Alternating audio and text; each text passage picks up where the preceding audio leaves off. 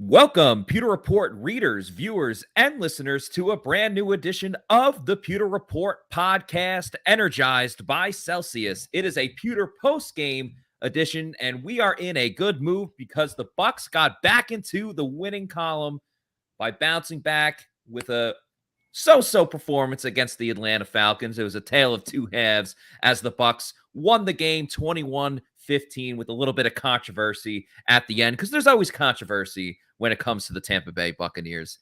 I'm your host, Matt Matera. My co-host, joined with me, is the face that runs the place at pewterreport.com, SR Scott Reynolds. Scott, you were live from Raymond James Stadium watching this game in person. And as I said, a tale of two halves. Yeah. Bucs looked dominant in the first half and then almost gave it away in the second half before they got bailed out a little bit. So a lot to get into in this one. Yeah, for sure. And I think overall, when you look at this game, this was a big, important game. The Bucs needed a win, right? They needed a win, whether it was a convincing win, whether it was a shutout win, whether it was an ugly win. They needed to get a W. And I know fans and even the team, they're a little disappointed in the way that this game ended, right? Because they were up 21-0, and maybe that final score should have been 21-0, or maybe it should have been a little bit more in terms of scoring. The Buccaneers squandered away an opportunity on 4th and 1 in the first quarter of the game that cost them some points. But there's still some positives to build on, and as we just posted, they're 2-0 in the division. That's a good start. This is still the defending NFC South champions, and they still have the title. The other thing is, we saw the offense get off to a really good start. Not a great start, but a good start. A better start than they have in games past where points have been a premium. They had 13 points at halftime. More importantly, the defense really rebounded, I thought, very well from last week. And 5 sacks, including one by Tryon-Shoyinka, certainly helped out. The Buccaneers didn't make the Atlanta Falcons completely one-dimensional like that they wanted to, but they did enough damage in the first half to where when the Falcons offense got going and the Bucs offense didn't, and they stymied themselves with 3 straight punting situations and didn't get points in the second half outside of the touchdown drive initially. I think that there was enough to build on here that the Buccaneers come away from this feeling pretty good. I mean, just looking statistically speaking, I was kind of shocked. I didn't think the Buccaneers performed as well on third downs as they did. 9 of 16. That's 56%. I'll take it, right? Because it hasn't been that good in a while. 420 yards, mostly through the air. The running game still just not getting on track. We did see Leonard Fournette come through with about 20, 25 yards in the fourth quarter and help salt away that win. But Lenny really did a lot of damage today through the air, and we'll talk about that in a little bit. But it seemed like for the first time all season at home, Matt, that this team was energized, maybe by Celsius. Oh, absolutely. Of course, Celsius is the presenting sponsor of the Pewter Report podcast and the Pewter post-game show, which we are on right now.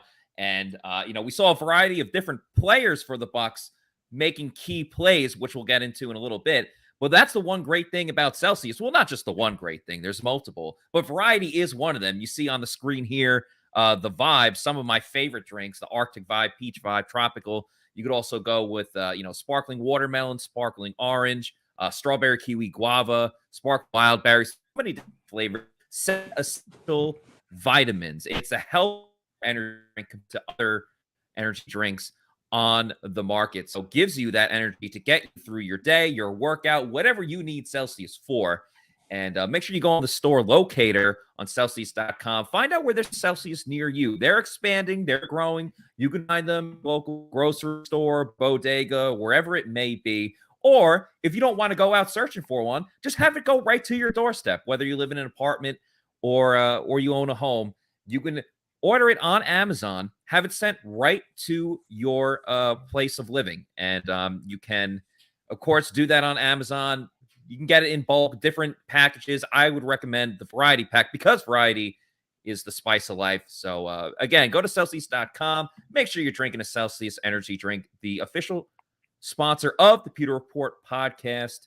Hashtag Celsius Live Fit. And you talk about the the positives, the things that you can take away from this game. And we started with the defense, so I do want to talk about that. The defense absolutely dominated in that first half. They were getting a great push at the line of scrimmage. Joe Tryon-Shoyinka, before the game on the Pewter Tailgate show and on the game day show as well, a lot of fans were asking, where the heck is Joe Tryon-Shoyinka? Right. What is he doing? Why is he even starting at this point? And he came up big time today early on. It started with getting penetration in the backfield on a run play. It was a pitch to the outside. He didn't get the tackle, but he stymied the play where everyone else was able to finish off the play. And the guy that made the tackle on that play, who was without a doubt the best player on defense for the Buccaneers, Antoine Winfield Jr. Oh, yeah, and, all over the place. We've come to expect this from Antoine Winfield Jr. But, yeah, he was a heat-seeking missile, and a lot of his damage was done up at the line of scrimmage, whether it was getting that tackle in the backfield, getting the strip sack on Marcus Mariota, which, if that did not bounce into the hands of Marcus Mariota, Vita Vea is rumbling, bumbling, stumbling down the other way. So that would have been fun to see. We were robbed of a great moment like that, but we come to expect that from Antoine Winfield Jr. I thought it was a great job by the defensive line, especially in that first half. And, the stats will say the Bucs allowed all of these big runs, but a lot of that was Mariota scrambling. It was. The Bucs were only hit 2 or 3 times with legitimate good runs from Algier and Huntley. It wasn't like they were getting gashed left and right. All over the place. So nice of the defense to step up in the first half for sure. You're right. I think that's something Todd Bowles brought up too. When you look at the fact that out of the Atlanta Falcons rushing yards, and let's face it, Marcus Mariota is a big part of that on the bootlegs, the waggles, getting outside, contain, making plays down the sidelines, and also too escaping pressure up the middle, finding a compromised run lane or a pass rush lane, I should say, and then taking advantage of that. So Mariota was the leading rusher for the Falcons. 61 yards, 7 carries. He had a 23-yard run, which is the longest of the day. Huntley had a 22-yard run. Algier had a 17-yard run. Those are going to irk Todd Bowles for sure. And of course, the Avery Williams touchdown run as well. That there's some correctable tape there that it's going to be reviewed on Tuesday when the players come back after victory Monday. But I think by and large, the Falcons are a run first, run second, run third team. And so they're going to get their yards. This is the 3rd best rushing team in the league for a reason, because they commit to it and they're good at it. And so I'm with you. I think the more important statistic is the 15 points, right? I think this Buccaneer team with Tom Brady on the other side of the ball, if you hold a team to 15 points or less, you should win the game. Now, that was not the case the last time the Buccaneers were in a closer game, which was that Packers game, right? They helped Aaron Rodgers led Packers to 14 points, didn't get the job done then, but Brady didn't have Mike Evans that game or Chris Godwin. It was very compromised in terms of the wide receiver position. But I think by and large, a good win, looking at what the offense was able to accomplish outside of just the second half, because they really did a good job. And one thing I liked and was really surprised me was, and I was talking to J.C. Allen sitting next to me at the press box, was I thought for sure Todd Bowles was going to sit on that 10-point lead at halftime. He's a little bit more of a conservative natured guy. He's not Bruce Allen's no risk it, no biscuit. We saw some no risk it, no biscuit from Todd Bowles. He said, I got 3 timeouts. They just missed their field goal. We're going to try to get 3 points. We got the best quarterback in the league. And Tom Brady, well, maybe not the best quarterback today. That might be Josh Allen, but Tom Brady's still no slouch. He's still an amazing quarterback, and the reason why this Buccaneer team is 3-2 right now.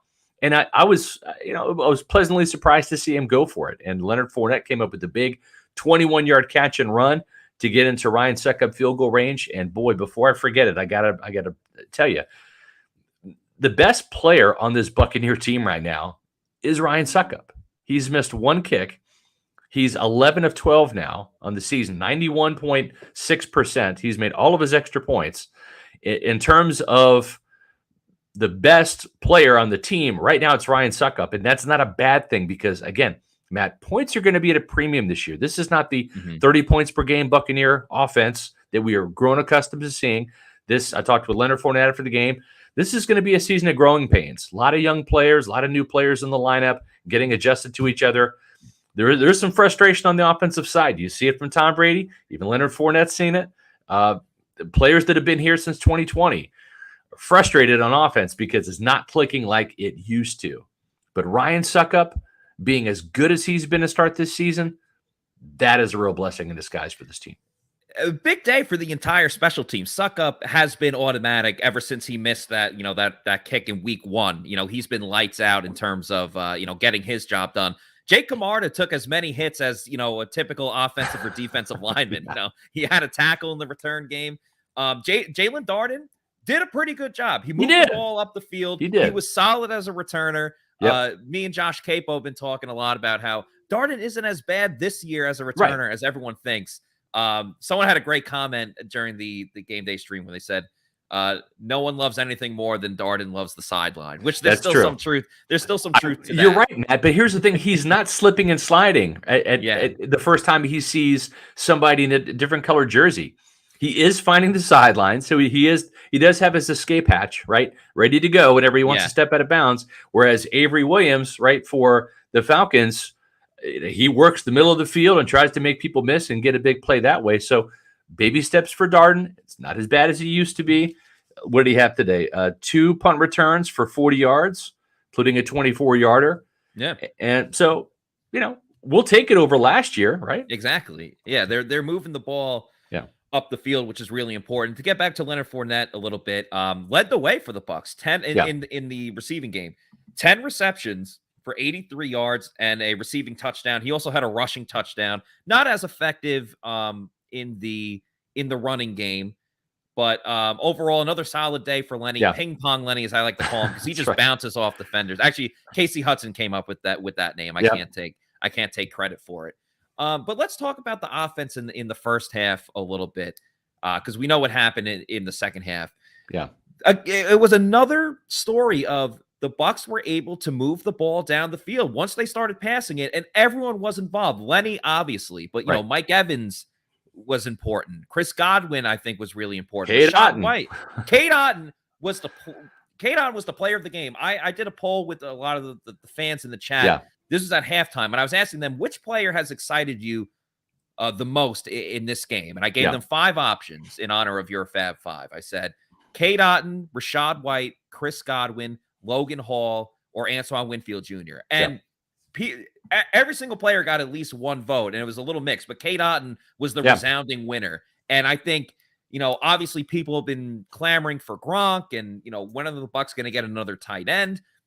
And I think what Cade Otton did today, which was obviously fantastic, 6 receptions for 43 yards, had a key third down reception. Mm-hmm. But I think this is a great lesson and what we've been talking about, where it's going to take time for these players to gel. This is Cade Otton's 5th career game, actually 4th career game, because he missed one. It's going to take a little bit of time for these players to get acclimated to this team, to this offense, working with Tom Brady. And I understand, as a society, we live in a now type of world. Yep. And so as soon as you don't see production from the tight end in the first or second game, Gronk, please come out of retirement. Gronk, please, we need you. Obviously, the Bucs would welcome back Gronk, but it doesn't look like that's happening. Let it be with Cade Otton, because he's showing, and he put the gloves on. He's not barehanded anymore. That's right. He put the gloves on, and he's making plays as a receiver, and he's showing that he's important. Scott, last week we said, and this is my last point, last week we said Cade Otton doesn't need to be Gronk. He doesn't need to be Kyle Pitts as a great receiving. Be like a Pat Freiermuth on the Steelers. That's exactly who we said. That was a Pat Freiermuth game right there for Cade Otton. That's exactly what they needed. Yeah, and I think too, when you look at, I think there's something wrong with Tom Brady's shoulder, right? I mean, he's got a rotator cuff injury. That's not a stretch to say he's injured. He also, his ring finger on his right hand is injured. Brady still put up incredible yards, and he's not complaining about, hey, we're throwing the ball too much, because he wants to win. 52 passing attempts. 52 pass attempts, 301 yards. Yeah. Yes, right. At the same time, though, we've seen this offense really become kind of a dink and dunk offense. And I think that has something to do with how Brady is throwing the ball, right? Because we've seen on some of these passes, Scotty Miller had a step on a defender in the first half, and the ball was underthrown. Yeah. Probably could have been a touchdown, right? But but the defender was able to make up some ground. We just haven't seen Brady be super effective. Now that there was a beautiful pass to Mike Evans, but that was also Mike Evans, right? Let's give Mike credit for being Mike. But I just don't think that he's as crisp on some of those intermediate and downfield passes as he has been, because he legitimately is not 100% with his throwing motion. His right shoulder, his right ring finger is not ideal. And therefore, Cade Otton is a player that I think is going to have to really step up to the forefront. It wasn't pretty, right? It's 7.2 yards per catch. It wasn't anything stunning going down the middle of the field or anything, but it was effective. And so I like the fact that the Buccaneers and Tom Brady, as Todd Bowles said, the flats were open for Leonard Fournette, and Brady's going to go where the coverage takes him. And a lot of those passes were to Fournette, 10 catches, 83 yards, and a touchdown, because what they were doing is they were doubling the outside receivers.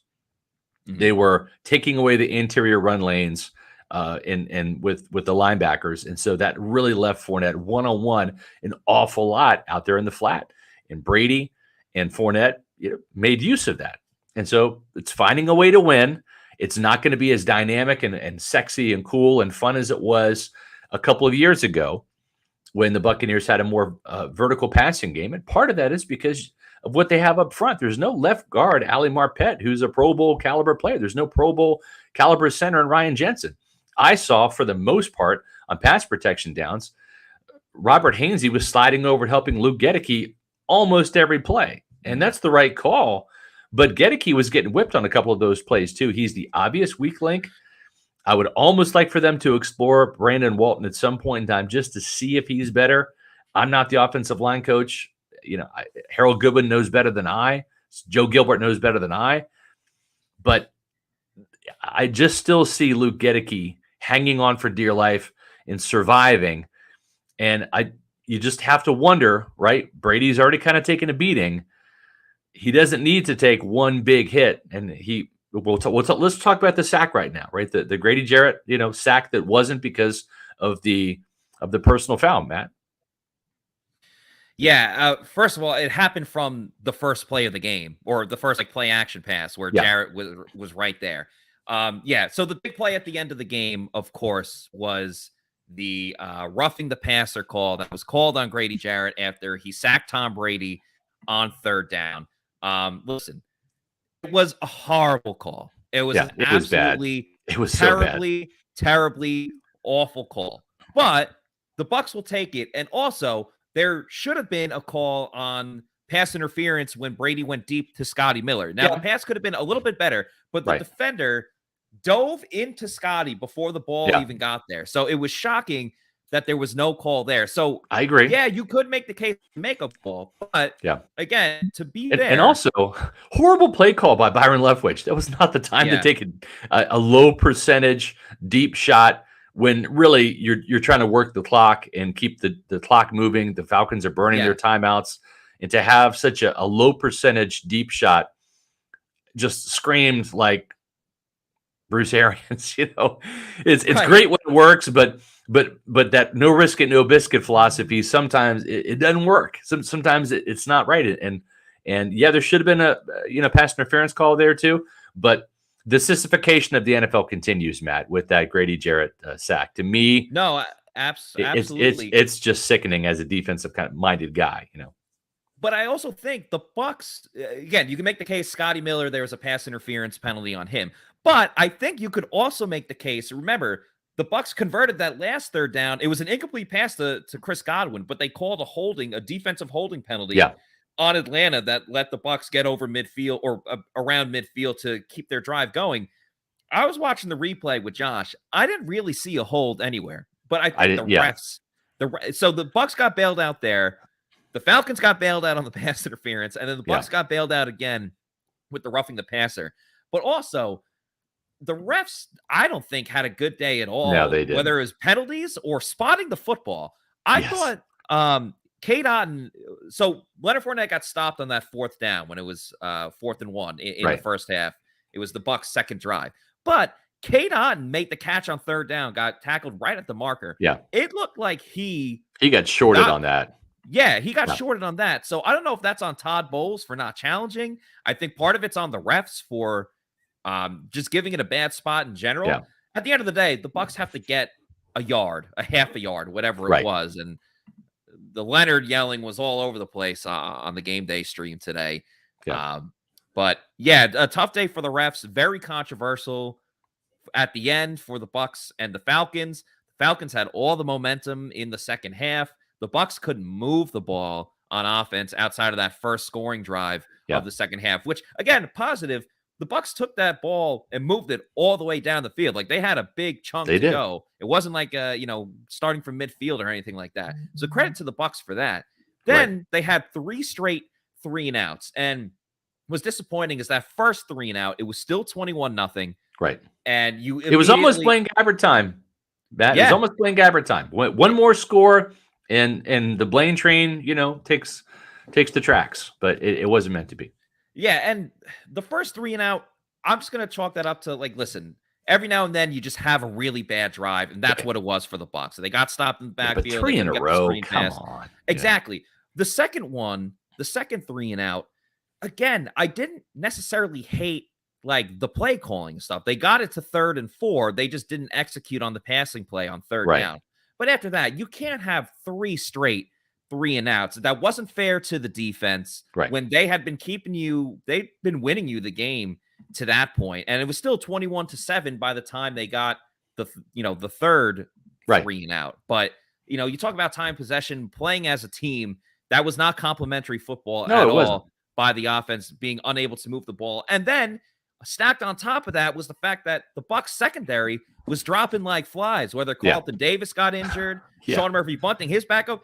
They showed Zion McCollum in the game. I was like, what the heck? Zion McCollum, this is his first career game. And now he's playing important, minutes in the fourth quarter as the outside corner. Then Mike Edwards gets injured because he whiffed on a tackle because there was multiple missed tackles by the Bucs. Then they're down to 2 safeties with Antoine Winfield Jr. and Keanu O'Neal because obviously Logan Ryan was hurt. So if that game kept going, if the defense had to get on the field again, I think it would have been curtains for the Bucs just because they didn't even have a nickel corner. Who was going to play there? D. Delaney, friend of the program, but you couldn't even operate as a defense because you didn't have enough players. Yeah, and that's concerning going forward, right? Because not that the Steelers are going to throw the ball over the yard, especially with Kenny Pickett at quarterback, but we saw the cornerback position get hit hard last year with all of the injuries. Yeah, of course. So, here's the latest on the injuries as we know it. Mike Edwards, the safety, injured his elbow on that play, on the touchdown, and he should be fine, but Sean Murphy-Bunting does need an MRI. He might have heard something pop in his quad. That's not good. All right, that's bad. If you hear a pop in your quad or your hamstring, that's bad. He's going to get an MRI, and Sean Murphy-Bunting, in the limited snaps he's played this year, has played pretty good. Yeah. Carlton Davis was walking around after the game a little gingerly with his hip. Obviously, that could be something that flares up by tomorrow, or it could simmer down by tomorrow as well. So we'll find out more about that.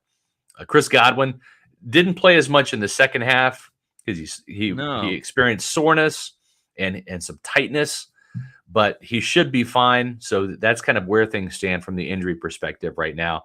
And again, the Buccaneers, you have to win the winnable games, right? I mean, it's one thing to we all sit there and say the Bucs have the easiest part of the schedule coming up right now. You've got the Atlanta Falcons, you've got the Pittsburgh Steelers, you got the Carolina Panthers on the road. Those are some teams that are not good, and the Buccaneers should win. Well, they're 1-0 against the bad teams now that they've run that opening gauntlet and gone 2-2 in the 4 games that were, as some would say, maybe the toughest part of the schedule.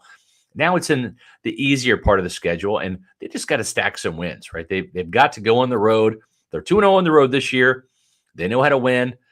It's just a matter of doing it, and Pittsburgh got shellacked today. Yeah. They absolutely got waxed, and they don't have hurricane preparation as an excuse.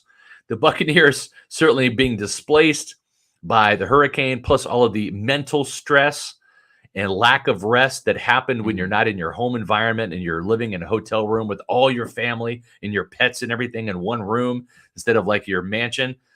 it took a toll. I've talked to enough Buccaneer players this week. It took a toll. So the Steelers don't have that excuse. They ran into a hurricane today called Josh Allen, and they did not survive the storm.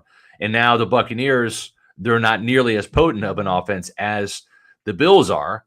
But if they can kind of build on what they've done in the passing game over these last 2 weeks, the 31 points against Kansas City, the 351 yards passing today by Tom Brady, I certainly like their chances to win these winnable games here and get a couple more wins. And all of a sudden, Matt, right, if you can beat the Steelers and the Panthers, now you're 3-0 in the division, right, and you're 5-2, and in this up for grabs NFC, that's a pretty damn good place to be. And the beauty of the NFL is, it's not like college football where there's a ranking system. You don't get style points for winning by, a larger margin than others against inferior opponents. It's just whether you won or whether you lost. And another beauty is the 24-hour rule, where, 24 hours from now, you're done. You're moving on to next week. So if the Bucs win the next 2 games over the Steelers and the Panthers by a combined score of 52-10, no one's going to care that they just squeaked out this victory against the Falcons. It's all about momentum. And it'll be, the Bucs are on a 3-game winning streak and atop of the NFC South, which is really important. We've been talking about the Steelers a lot, so this is a good time to remind everyone that the Celsius Pewter Report tailgate show presented by Rejuvenation and live from Walk-Ons will be back next Sunday at the Walk-Ons in Wesley Chapel at 11 a.m. And then the Pewter Game Day show will follow right after that at 1 o'clock. We'll be giving our live in-game reactions and analysis to every single play from Bucs versus Steelers. So very excited for that one. Scott is going to be making his return to the Pewter Report tailgate show at Wesley Chapel. So we're very excited for that. John Gilmore will be back again, providing his great analysis. And then myself and a guest will be doing the Pewter Game Day show. We had a lot of fun doing it today. We got on the, wasn't the cameraman's fault, but the operator that goes cut to camera 1, cut to camera 2. They completely missed the big play by Mike Evans when he made the catch, broke the tackles, and then dove for the pylon. They just had the camera on Scotty Miller the whole time. So me and Josh, mostly me, were just absolutely screaming. But it was very funny. You never know what you're going to get in these games. So make sure you check us out next Sunday, starting at 11 o'clock and going all the way through the game and the Pewter post game as well. And Scott, you bring up a great point that, the division obviously is up for grabs. The Bucs are in the driver's seat with winning that game. The conference is also up for grabs too. I know there's a lot of really good competition in the NFC East right now. The Eagles are undefeated. The Giants only have 1 loss, and the Cowboys are winning right now against the Rams. But the good thing for the Bucs is that all those teams have to play against each other. So the NFC East is going to devour each other. And then the Packers, who have the tiebreaker over the Bucs by beating them 2 weeks ago, the Packers lost today. And you know what? They haven't really looked that good. They didn't look that good against the Bucs. The Bucs kind of beat themselves. They almost lost to a Billy Zappi-led Patriots team in Lambeau last week, and then they lost to the Giants in London today. So, a lot better talent in the NFC than I think overall we thought. Like, no one had the Giants doing this. At the beginning of the season. But again, getting that number 1 seed, much more important this year because there's only 1 bye. And I think the Bucs, with the schedule that they have coming up the next couple of weeks, it's definitely a possibility that the Bucs, it's without question, they're in the running for that number 1 seed. But the taking is there for them. I will say this to Dave Pitts, and we always appreciate Dave's comments. Thank you, Dave. Big time supporter of the Pewter Report podcast, and always appreciate you taking part in this. I do have to disagree a little bit. Nate says, "I'm sorry, but the coaching's to blame. There's no reason the Bucs should be playing like this across the board. It's turning into every game being do just enough to win." I take issue with this for a little bit because when I look at the offense, and again, this was an offense that was scoring over 40 points 2 or 3 times last year, averaging 29.9 points per game. I mean, they were stacking up 30-point games like it was nobody's business, especially over the last 2 years. This year it's different because you just don't have the talent. Todd Bowles, this offense is just not as talented. Luke Gedeke is not even in the same realm as Ali Marpet. Okay. Luke Gedeke right now is not as good as Alex Kappa was last year. Okay. Very true. Ryan Jensen is head and shoulders above Robert Hainsey, who is okay, but Ryan Jensen is a Pro Bowl center. He's the league's highest paid center for a reason. So you've got those two factors right there up front. That's 2 out of your 5 offensive linemen. By the way, 2 out of the 3 Pro Bowlers aren't there. Then you've got your future Hall of Fame tight end, Rob Gronkowski, that could help as a perimeter blocker at the line of scrimmage in the run game. And we've noted, right, how Kyle Rudolph is not the answer at tight end. Cam Brate can't block. Cade Otton does, a yeoman's job. He's learning on the fly. He's on the job training right now, showing some promise, but still, you can't even say Cade Otton and Rob Gronkowski in the same sentence and sound intelligent. So, and then you look at Russell Gage, right? This is the $10 million man. This is the wide receiver that was come in that really, because of his lack of size, has to make plays with his initial quickness. The hamstring is not right. It's probably not going to get right this year. He injured it in training camp. It has been bothering him all season long. And he's not nearly as good as the wacko that is Antonio Brown. When Antonio Brown was healthy last year, AB was making plays, 100-yard game here and there. And, he's a stud. Say what you want about the character and all that. He has Hall of Fame caliber numbers, right?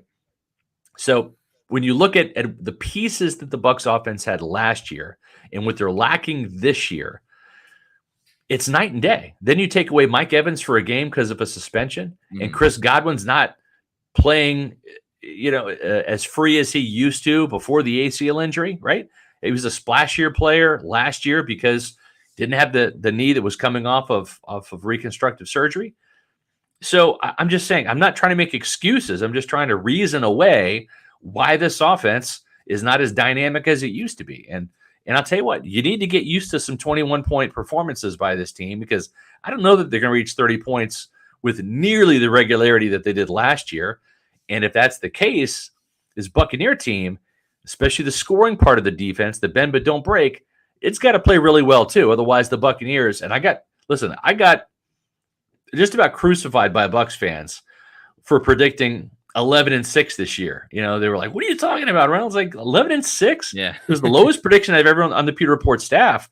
But I just didn't see this offense being as dynamic as it has been, and so far that's coming to fruition. I hope I'm wrong for the Bucs' sake, for Bucs fans' sake. I hope they end up getting 13 wins this year. But man, it's going to be a lot harder than it was last year to get to even 11, 12, 13 wins, in my opinion. And I understand everyone's, frustration that, where's the offense? And I'm talking more about like the casual fan. Well, like I had someone yesterday, a very nice person, but not a huge football fan. They're like, "What's wrong with Tom Brady?" And I'm like, it's not Tom Brady, right. To the casual fan, I'm not going to be like, "Well, Scotty Miller's not breaking separation." I wasn't going to like go into crazy detail about what goes on. And this is a revisionist history. But if Mike Evans isn't suspended, I firmly believe that the Bucs beat the Packers. I think just, there's a couple of balls that go his way where Scotty's not involved. But I do want to ask you, Scott, what did you think of Scotty's performance today? We haven't really talked about him. He made a couple of grimy catches, a catch over the middle, and he got open on those deep balls. It wasn't his fault that that the play wasn't made. But I thought Scotty, who had everything fall into place for him, with Julio being unavailable, with Gage dealing with his hamstring and back and still able to play, with Cole Beasley retiring, with Rashad Perryman, not available for this game either. This was a huge opportunity for Scotty, and he didn't light the place up, but I thought he was solid in his role. He had a nice block too in a screen to Chris Godwin, so I thought he took a step in the right direction. I don't know if he can sustain it for an entire season, but a thumbs up for Scotty today. I agree. I think the Bucs needed a better play from him, and I think he delivered that today. Was it good enough? No. I mean, you still got to close the deal on some of these. Now, the problem is he's not going to win jump balls, right? He's not going to be a contested catch guy. So you have to throw him open, or he's got to get some separation, and the ball's got to be on time. And I think that there was that one big play that could have happened, but the ball was a bit underthrown. That's not Scotty's fault. But I will say this team has to look at Julio Jones and maybe pull the plug on this, because this guy is done. He can't run anymore. He can't stay healthy. I think his legs are just shot. And it was a gamble. And you know what? I wrote about this in the SR's Fab Five. This free agent class is really underwhelmed. And there's a lot of name guys that if you're building this roster on Madden, right, and you're making some trades and you're signing some guys on Madden, you might be able to get away with it. But Kyle Rudolph is a shell of his former self. Julio Jones is a shell of his former self. And it's hard to get on Jason Light because he did build a Super Bowl roster. A lot of the moves he's made, from trading for Jason Pierre-Paul when it looked like he might be slowing down with the Giants, to the trade for Rob Gronkowski, obviously signing Tom Brady. That's kind of a no-brainer. But Light's done a lot of good things in free agency, in the draft, via trades to build this roster. But no general manager is perfect. And I think that the guys that they went for this year, they just haven't panned out. Like Shaq Mason, I think Shaq Mason's been okay. I honestly expected him to be a bit of a difference maker in the run game. I think he's better. He got beat a couple of times in today's game, just like watching the replays on stuff, and you see him pushed back. So I think he's good in space. I like when he pulls through the hole. He can be really devastating. But just the line of scrimmage stuff, the mano a mano, that's where the lack of size shows up. And so again, I like the trade of Shaq Mason. I just expected him to be more of a difference maker, especially in the run game, and honestly a little bit of head and shoulders above Alex Kappa. And I really haven't seen that so far yet. I hear you. I think he's a better player than Alex Kappa, but he's not playing as well as I thought he would play.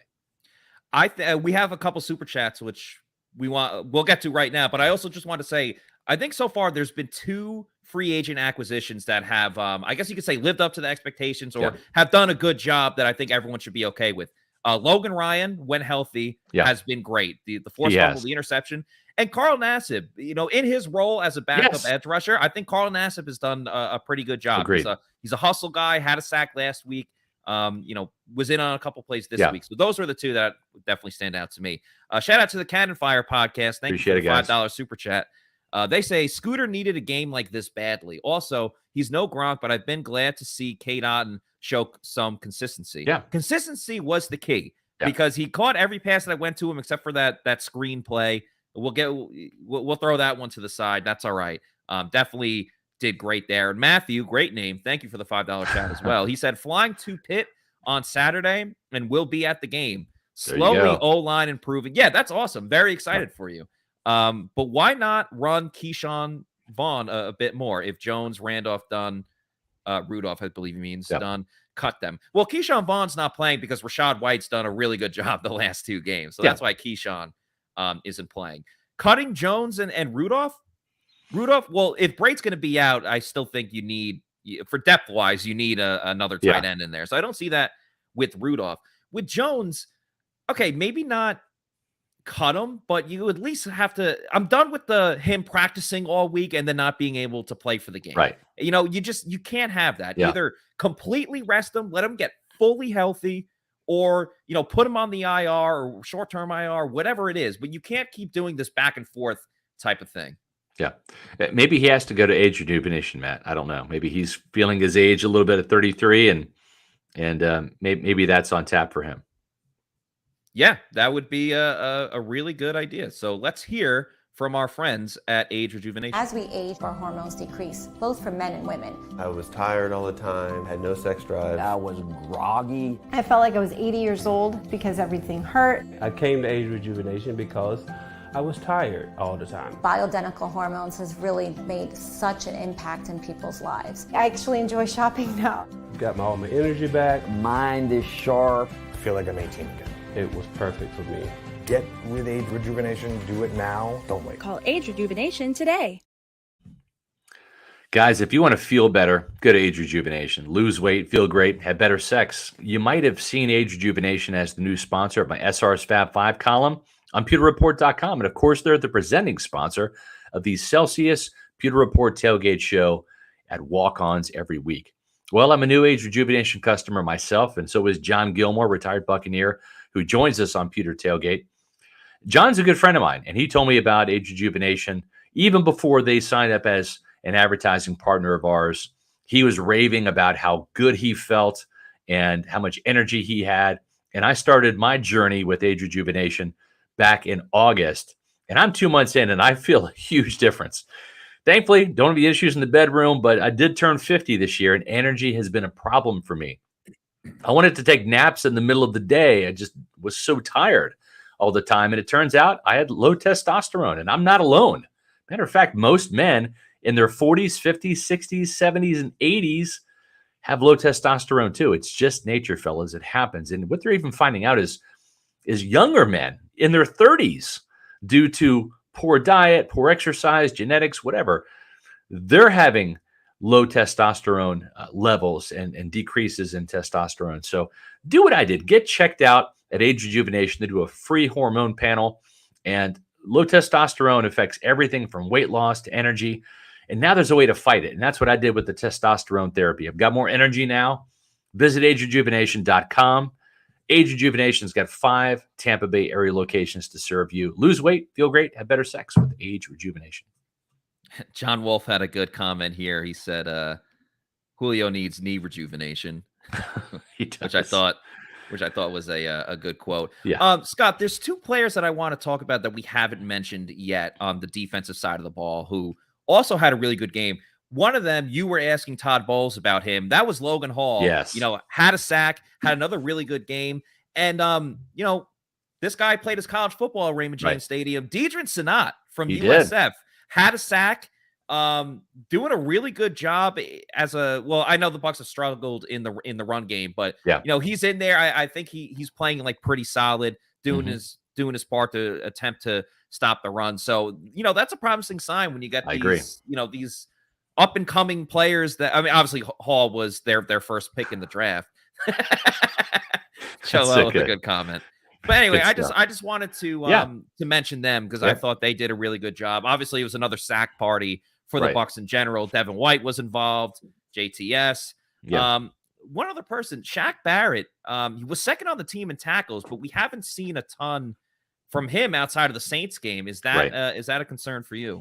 A little bit. Sometimes when you're hunting sacks, it's like Warren Sapp told me, it's not 5 fingers, it's the fist, right? You have to work in tandem to get sacks, right? You've got to do your job, and sometimes you might be cutting off the quarterback's escape route and keeping him in the pocket that allows one of your teammates to come in and get the sack. And I think that's why you see a nose tackle, Matt, like Deidrin Sanat, who does not get to the quarterback very often. And I talked to him after the game, and I said, Deidrin, this is really interesting, right? Because here you are at Raymond James Stadium, right? You not only are a Buccaneer here, but you played your college football here for the USF Bulls, and you're playing against your former team, the team that drafted you in the 3rd round, the Atlanta Falcons. This had to be a special moment. He's like, oh, yeah, man. He's like, for me to get a sack, my son was at the game. Oh, he said, wow. He said this was just a day. He just about started crying. He was so happy. He had a great game. And this is a great role player. Jason Line's done a good job. He and John Spytek have done a really good job of finding these role players. Steve McClendon was that guy, right, in 2020, trading for him after Vita Vea got hurt. But now finding a guy like Sanat, starts the year on the practice squad, and then he's just been really solid against the run. And for him to get a sack is a nice cherry on the top. And Logan Hall, you mentioned him. That sack came from him playing essentially outside linebacker / defensive end. He was an edge rusher on that play, and that's why they liked Hall. And I asked Todd Bowles about that after the game. They like Logan Hall's versatility. He is not just your prototypical 3 technique where he's strictly, a B gap rusher, and that's all he can do. I think Gerald McCoy back in the day, that's kind of the role that he played. No, Logan Hall can line up in multiple spots and play different techniques. And so he played a lot of essentially defensive end, edge rusher on this in this game plan. And I thought usually we see on quarterback bootlegs and waggles, it's the rookies, right? It's the young players that get sucked inside with that play action fake, and then the quarterback bootlegs around and has a wide open alleyway to throw the ball or run, Matt. But we didn't see that. We saw him set the edge and go straight up the field, do his assignment, be assignment sound, And all of a sudden, and I used to tell my kids in Pop Warner when I was coaching defensive line, if you just go straight up the field and set the edge, these quarterbacks that do these bootlegs and waggles, they're going to run right into you as long as you're there. And he was. And it was a nice 1-2 punch. He started it. Devin White finished it off. And so just a great, heady, sound play by Logan Hall, who already has 2 sacks now. Keep in mind. And sacks aren't everything, but, that's what gets defensive linemen drafted and paid. And that's how they make the Pro Bowl. But, Matt, you go back and look. The last couple of defensive tackles that have been drafted by this team in the first round, and we'll call Logan Hall a first rounder because he was the first pick in the second round. Exactly. But go back to 1995. Warren Sapp, 3 sacks as a rookie. In 1999, Booger McFarland out of LSU, 1 sack as a rookie. Then you draft Gerald McCoy with the third overall pick in 2010, and Gerald had 3 sacks as a rookie. Vita Vea, 12th overall pick back in 2018, 3 sacks as a rookie. So all of a sudden, you got Logan Hall with 2 sacks in 5 games. I mean, what's the ceiling on this kid? He told us, Matt, that 6 sacks was his goal. He's well on his way there, statistically speaking. I'm trying to remember when we had Will Golston on the podcast. This was around Memorial Day, I think. And he had huge expectations for Logan Hall. I think he said, did he say, I can't remember off the top of my head, but I think it was like around double-digit sacks or something like that. He said he wouldn't be surprised if he was a double-digit sacker, that he was more athletic than J.J. Watt in his prime. Yes, yeah. That was the other. A little much. Well, love you, friend of the program, but And how about a question here from Rich? He says, what are you seeing with Vita Vea? Had a sack deemed to be lost in the run game. Vita picked it up today. I think he was very explosive on some plays. There was one where they should have called a holding, but they didn't, where he just burst into the backfield. I think this was an important game for Vita to get it together a little bit, because there was a lot of criticism about Vita, and then he definitely I would say he picked it up today. I think so too, but he's not as consistent as he was last year. We're seeing flashes, right? We're seeing glimpses, but we're not seeing that kind of steady down to down type of play. And I'm going to do some digging on this, but I'll say this about Vita: playing next to Ndamukong Suh brought out the best in him, right? And there's a level of maturity. And maybe it's the fact that he was, 33, 34, 35 years old, right? And Ndamukong Suh. But there was a level of maturity about Suh about the game itself, right? That I'm not quite sure if Vita Vea is quite there yet at age 27. I know he's a team captain.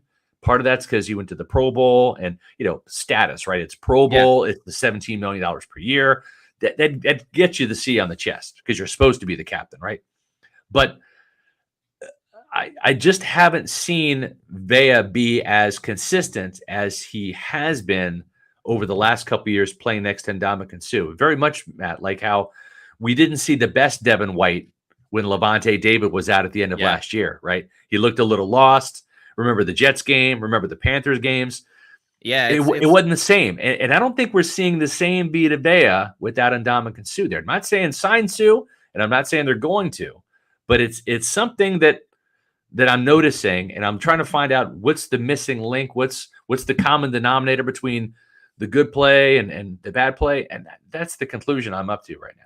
It's like, the parents are out of town. I got the house to myself. It's like now you're finally in charge. You get to run things how you want to run things. And, it's not like you're going to be irresponsible and throw parties and ragers and have the cops come and stuff, but yeah, you're not as maybe disciplined as you would be if mom and dad were home, right? Yeah, the house might be a little more messy than it would be if if the parents are home. And I think Vita might be going through that a little bit, because not everyone can say they're ready to lead or they're ready to be a captain and step up, but you do have to learn along the way, and sometimes there's growing pains, whether it's new players working together on offense or finding more leadership on defense with, the old guard leaving with Ndamukong Suh. So I think Vita Vea is finding his way a little bit in that aspect of the game. And hopefully it could translate onto the field a little bit sooner. Yeah, I agree. So, I think we have a Victory Monday on tap tomorrow, which is cool. We do. Because we haven't had one of those in a while. No, the fans love Victory Monday because aside from hearing the awesome analysis from Matthew Matera and myself, and also the latest from Todd Bowles, we'll have the latest injury news. We also do this really cool thing. If you've not been a part of a Monday show yet, live, we do Roll Call. Where you at, Pewter people? We want to know because we have the best fans in the world, and we got fans all over the world. So we want to know, Pewter people. We usually do it around 4:20. Our show starts at 4 o'clock, so around 4:20, we're gonna put up roll call. We want to know, everyone in the chat, the Pewter people, where are you watching this show from? Because we got fans in Tampa. Fun. We love doing it on Mondays. Florida, the West Coast of the United States. We got people in Brazil, China, Netherlands, England, Finland, Ireland, the Australia. Australia. We had a guy watching the Pewter Game Day show. It was 5 a.m. That's he was awesome. watching. I think his name was Barry. Shout out to Barry. If your name wasn't Barry, I apologize. Speaking of which, Josh, I met not Josh Capo, not Josh J.C. Allen, but I met Josh from Canada heading into the Bucs Chiefs game. He came up to me. I was getting my credential at will call, and he's like, "Scott Reynolds, I watch the Pewter Report podcast all the time." And we took a selfie together. It was awesome. So that's great. If you see me or any of the Pewter reporters at the stadium, please say hello. It was cool meeting Josh. So if you're out there watching, or if you're listening, thank you for coming up and saying hello and telling us about the Pewter Report podcast. And again, we have our next one tomorrow at 4 o'clock. That's going to be fun. I feel like it's going to be the best show we've ever done. Man. Oh, it has very high potential to be the best show. And make sure you're going to pewterreport.com. We've got the best Bucs coverage. We're going to have more content tonight on this game. We got Bucs Monday mailbag tomorrow. 2-point conversion is being worked on as we speak. Make sure that you're following Pewter Report on social media, on Twitter, Facebook, and Instagram at Pewter Report. So you're a Pewter Report fan. You're watching this Pewter Report podcast. Go check out our website. Go check out our social media. And of course, as always, we want you to subscribe to Pewter Report TV. That's our YouTube channel. What happens when people subscribe to our YouTube channel, Matt? Oh, it helps us out with our algorithm. It lets the good people know. You might be a Bucs fan. You might just be an NFL fan more interested in the Buccaneers. That helps us with our algorithm. It helps Pewter Report TV get out there a little bit more. So if you see a video of Todd Bowles, Tom Brady, Leonard Fournette, whoever it may be, Devin White, you can find those videos out in the wilderness of the internet and YouTube. So please make sure you like and subscribe. Help us get a couple more followers. We're closing in on 10,000. We really want to get to that number. So would appreciate it if you guys could go and do that. So for Scott Reynolds, I'm Matt Matera saying thank you everybody for watching, and we will see you tomorrow for another edition of the Pewter Report podcast. It's going to be Victory Monday. Victory Monday.